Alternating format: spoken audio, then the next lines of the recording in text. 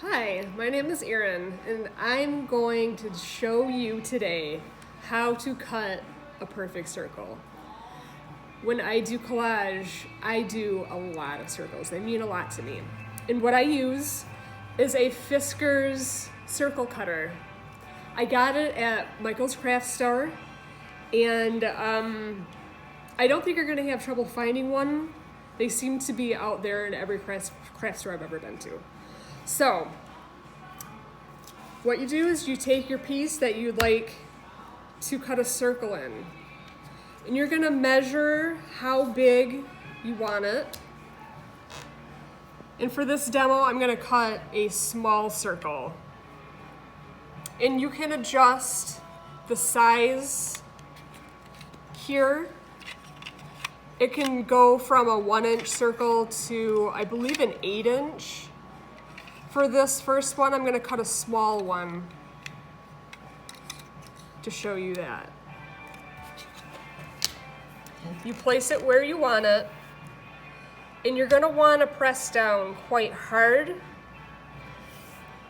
And you can use the palm of your hand to sort of hold it in place. And then you just take and you turn it in a full circle. And you can see the paper's wanting to move a little bit there, but it should be okay. You can see it's a perfect circle. It fits in with no spaces. And that's what you want. Small circles tend to be easier to cut than big circles. So next I'm going to demonstrate a larger circle. I'm going to adjust my cutter. We'll try for a 5.5 or a 6-inch. And when I do a bigger circle, I do like to use some washi tape, which you find in the scrapbooking section of most stores. And you can just tape it down to help it stay in place. And this comes off the paper really well too.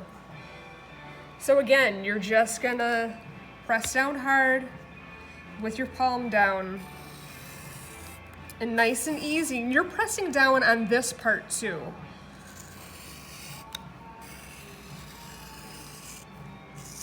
You can see it's wanting to move there. That's why the bigger circles tend to be a little bit harder to do cleanly. And you can see that I've got a little tail here. And that's fine, because it's not gonna be obvious. And a lot of my pieces aren't perfect, but you can't tell.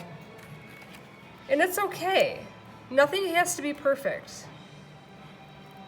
Now, the trickiest part of the circle cutter is cutting a circle in a circle.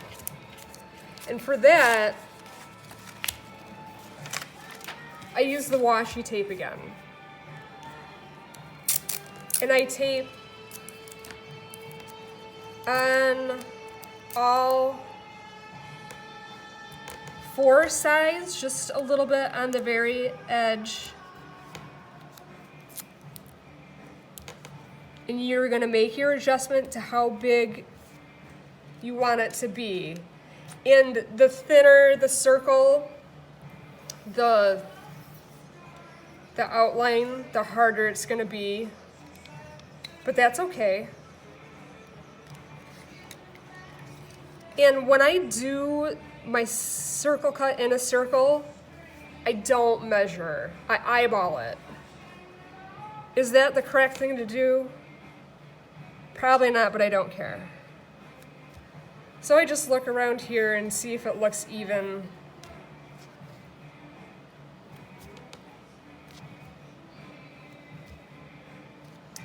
And for this, you can't put your palm in it. That's why I use the tape around here. Just hold on tight and cross your fingers. See, I got a little tail again there. And I will just go in and cut it. That one's kind of ugly. But then you have your flip circle. And that is how you do it. And you can cut circles in layered pieces. It can cut through thick paper. So you can do a layered piece with it. It'll cut through your adhesive and the paper, the layered paper, just fine. The blade is going to need to be replaced if you cut through thick paper quite a bit. The only other thing is on thin paper, like catalog or magazine paper, I don't tend to cut circles because the paper just can't handle it. Especially if your blade isn't perfectly tight, or blade isn't perfectly sharp. And you can see it already. I don't do it on thin paper. I don't like working with thin paper very much. And there are other methods for cutting circles. Fiskars makes punches in like a lot of different sizes. I don't use this very much. I just got it just to have. But with this, you're gonna get a nice, clean punch on any kind of paper. Look at that, it's beautiful. And I know, again, they make this in a lot of different sizes, from very tiny to very large, even bigger than this. And I know there is like a compass cutter as well, but I don't use those. I really like the Fiskars circle cutter. And that's it.